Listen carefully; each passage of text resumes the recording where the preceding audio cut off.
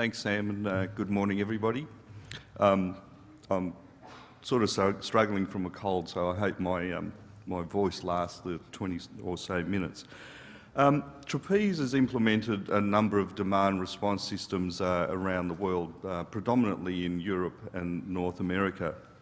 So we're in a unique situation to talk about demand response from a global perspective. So I'd like to share some of our learnings from our implementations in working with different authorities and operators across the globe, and some of the learnings that we've gained from that.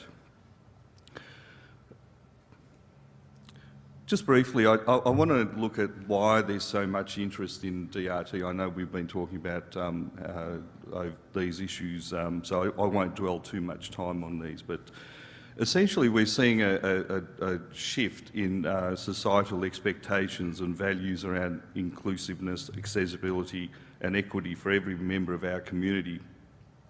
And this is reflected in initiatives that to ensure all members of society have access to the resources and opportunities to get an education, earn a living and engage with other people and local services. And a big part of this is making sure that everybody has access to transport. What this means for us in public transport is that this is now an expectation, not a nice to have. It just has to happen. In the Australian context, we have an ageing population where we've got 15% of our people over 65 years of age, and in 20 years or 30 years it's expected to be over 20%. And we've also got people who historically wouldn't have had access to public transport due to physical or mental health conditions, just haven't been able to have access, which means we have to offer services specialised to their needs. And then we've got about 10% in the Australian sense of our population living in rural and regional areas. So we've got to ensure how do we give these people equal access to transport. And traditional fixed route service generally don't serve these particular groups well. Demand response transport, when it's done well, is actually more cost effective than fixed route services. So if we think about it, you're only running buses when the demand is there. You're also potentially using smaller vehicles, so you're using less fuel and the like. So on-demand transport means that you save costs without compromising service levels, and you actually improve the customer experience and with perceptions around convenience and timeliness at the same time.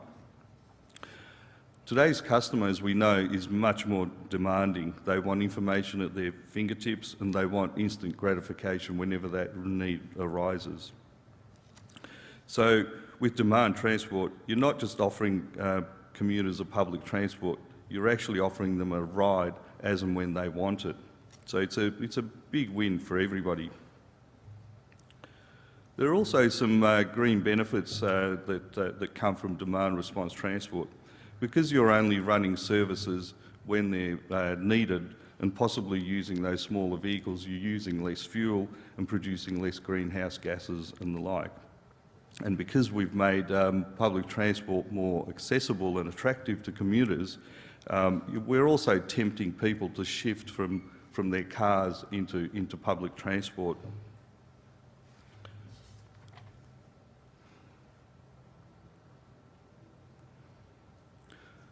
Just a quick overview of the type of demand response implementations that we're seeing around the globe.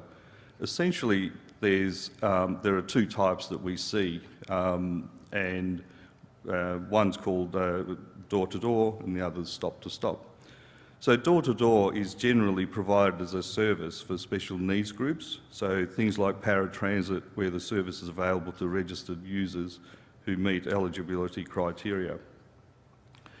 The stop-to-stop services come in a variety of forms. So there's ones called virtual line, which is essentially a fixed route service with defined bus stops, but they only run when there's demand.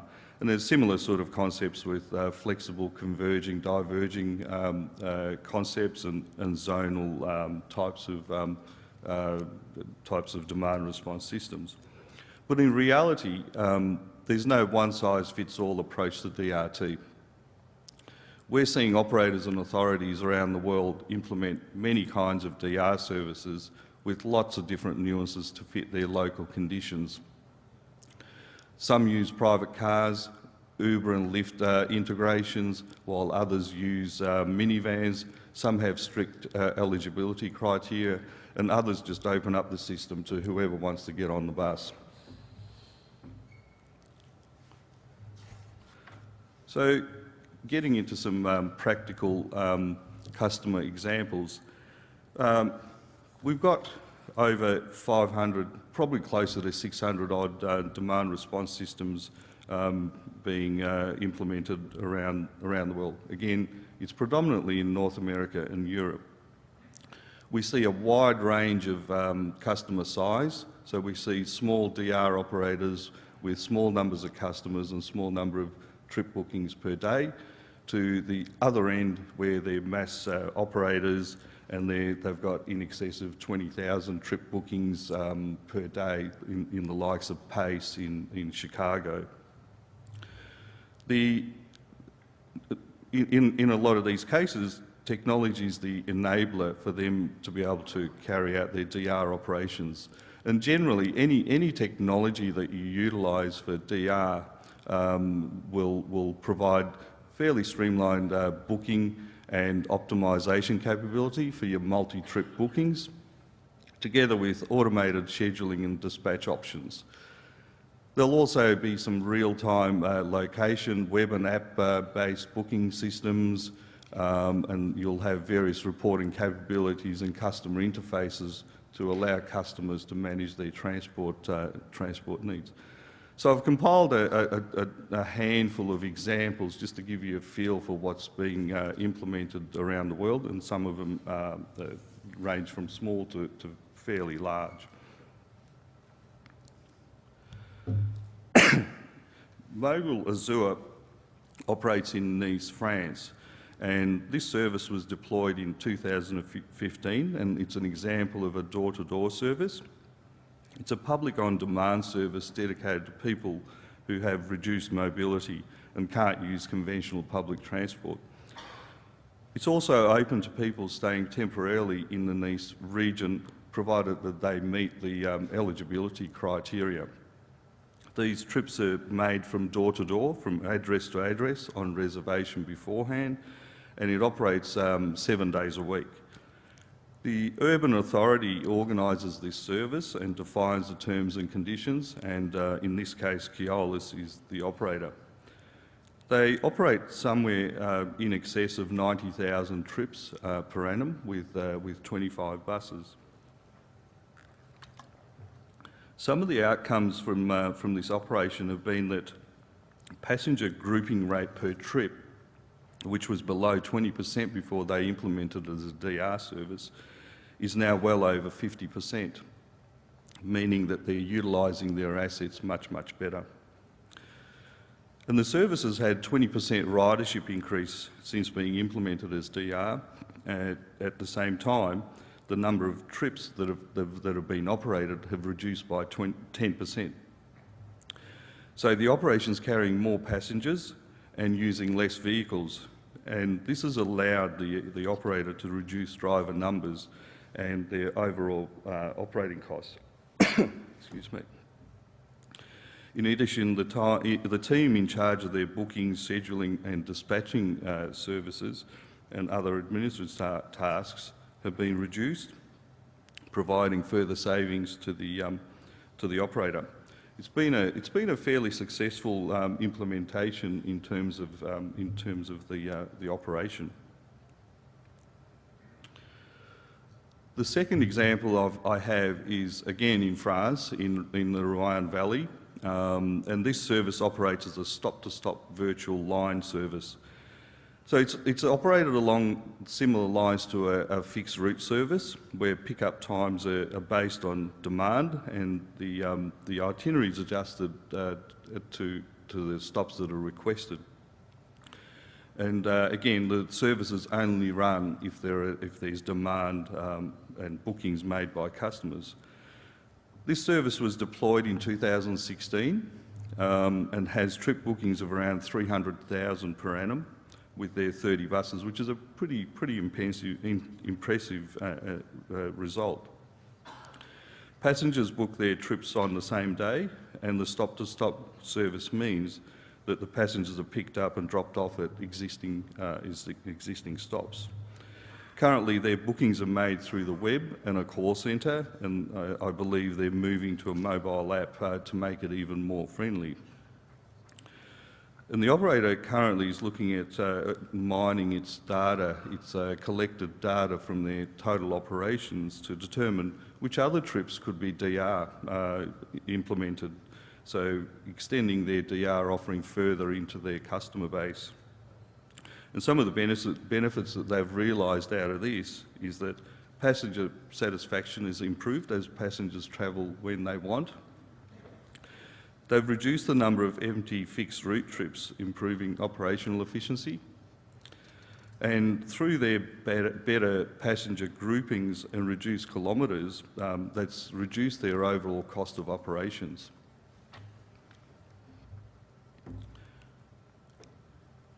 If we move over to Germany into the region of Vector, their service is called Modal Plus, and it started in November 2013. These buses operate on weekdays and they provide local and regional connections. The service is a circular demand-oriented bus system, and the buses only serve fixed stops, but also serve many on-demand service stops. And as you can see, it's quite a big network. There's 521 stops on 16 routes. This service brings people from remote areas to the centre of their community and performs a feeder service to further public services, especially the nearest train station. The buses are barrier-free, and they take bicycles, prams, wheelchairs and other mobility aids. And Modal Plus have got fairly good communications with their community, and they've got 78 mobility ambassadors within their region to spread the message of this service. It's open to all residents, but some services they do need to register for before they travel. And some of the benefits that's been realised out of this service is that the services are provided in a regional area, which provides for an attractive public transport for residents and visitors into that area. They've realised lower operating costs compared to regular fixed services, as again, it only runs when the demand is there. And it also aids in maintaining rural populations and helps to reduce urban sprawl. It's a really great example of a government using demand response to boost and bolster regional economies.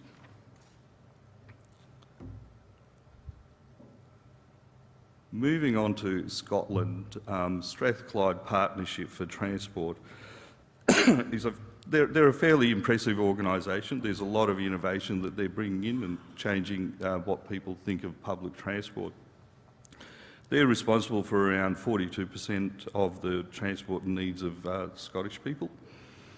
And their demand response service called MyBus was established some 20 years ago.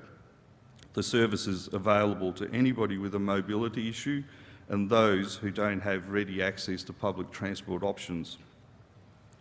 It's a door-to-door offering, and it's used for customers for shopping, medical appointments, visiting friends, attending local clubs and pubs and whatever else they need to do.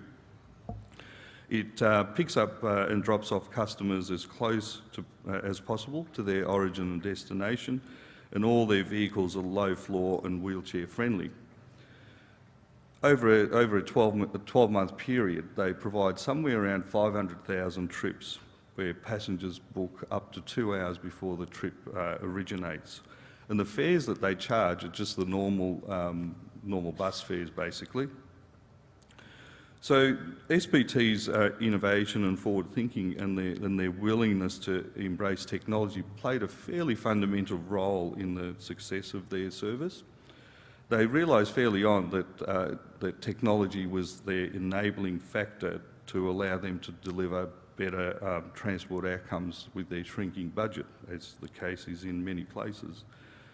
They installed their online booking portal in 2012, and their bookings immediately jumped by 360%. And it has been rising, although not at 360%. And by comparison, their phone bookings in their call centre is actually fairly stagnant. And I think Wayne Patch asked a question earlier on about access through technology and the like. SPT regularly sends out surveys to its user base, and one of the questions they ask is, would you go back to the, which do you prefer, the online versions or telephone call centre bookings? And the response from 90%, a resounding response, is they like the online versions. So it's a fairly, and their customer base is, the demographics fairly wide, from young to old, obviously. So they actually like the online versions.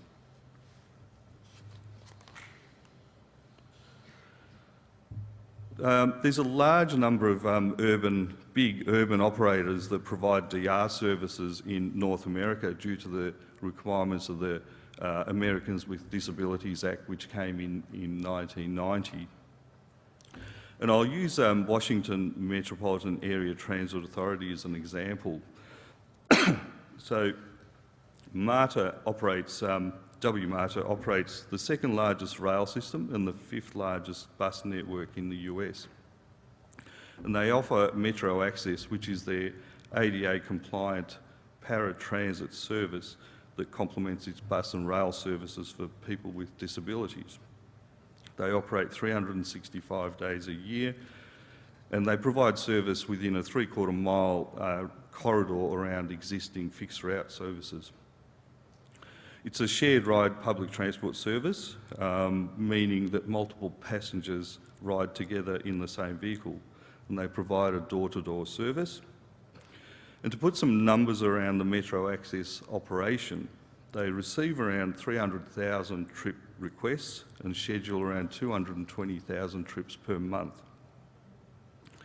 And they have fairly strict performance criteria, like on-time performance, which has to be above 92%, and they have others like missed trips, which have to be less than 0.075 of 1% on a monthly basis.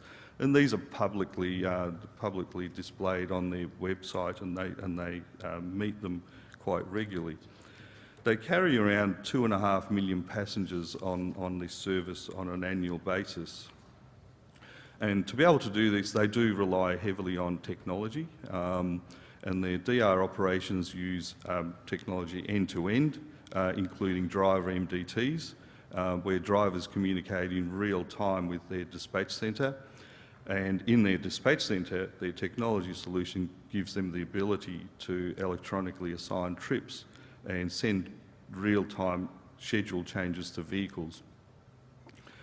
The WMATA's firmly believes that their optimisation of trips, that's working out the best way to pick up and drop off passengers when there's multiple customers on a trip, is their key enabler, and that's where they get some of their benefits. Given that they're booking somewhere in excess of 2.6 million trips a year, they do really heavily rely on their technology solutions. So looking at the future, where do we see the future?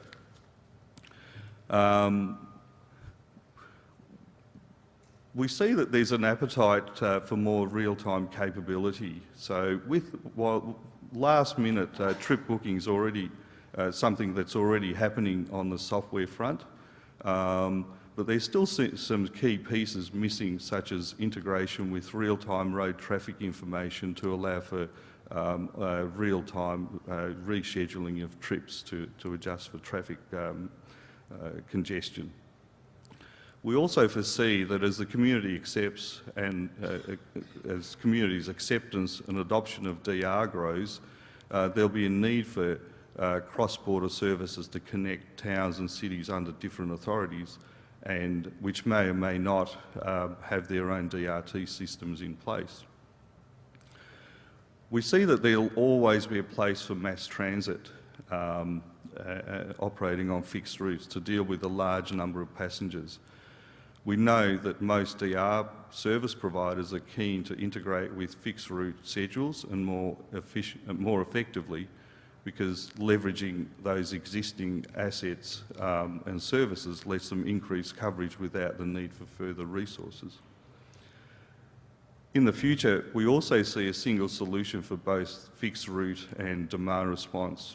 So instead of having two planning and scheduling tools that don't talk to each other, we see one integrated tool and just one team running operations with one fleet of vehicles.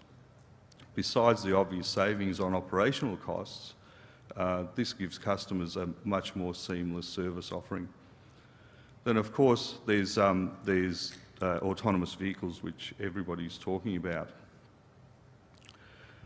We're running an autonomous bus in Switzerland, and as our belief is that DR is going to be one of the first applications of autonomous vehicles in public transport. We see these driverless buses as a cost-effective way to address the first and last mile challenges. In our trial in Neuhausen, the fully autonomous bus has been integrated into fixed route service as part of a first mile, last mile solution. So it's a pretty exciting time for us, as this is the first integration of a driverless vehicle into an ITS and depot management system. The ITS system, which is the same as that's being used for fixed route in Transport for London, LTA Singapore, Zurich and other cities around the world, has been upgraded to control autonomous buses, and it gives the dispatcher real-time information and an overview of the current transport situation.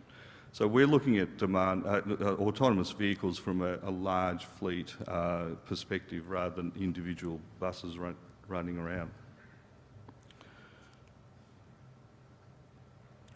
As we saw earlier, the North American transit agencies use enterprise solutions to manage and schedule paratransit services. From September this year, transit agencies can also schedule paratransit rides on the Lyft platform, and I think we also integrate with Uber in some places. This integration provides added value for agencies and passengers, where the agencies can schedule rides on the platform, Lyft platform, in advance of trip date when there's excessive demand. And it helps transit agencies decrease their paratransit costs so they can provide a reliable and fast service to their passengers in a cost-efficient manner. To put into perspective, when DR services, paratransit DR services started in North America, the per-trip cost was around $15. It currently sits somewhere between $45 and $70, so it's ramped up quite significantly over time. This integration with Lyft also allows transit agencies to expand their mobility options available to their passengers, providing riders across the country with a new and reliable option to get to where they want to get to.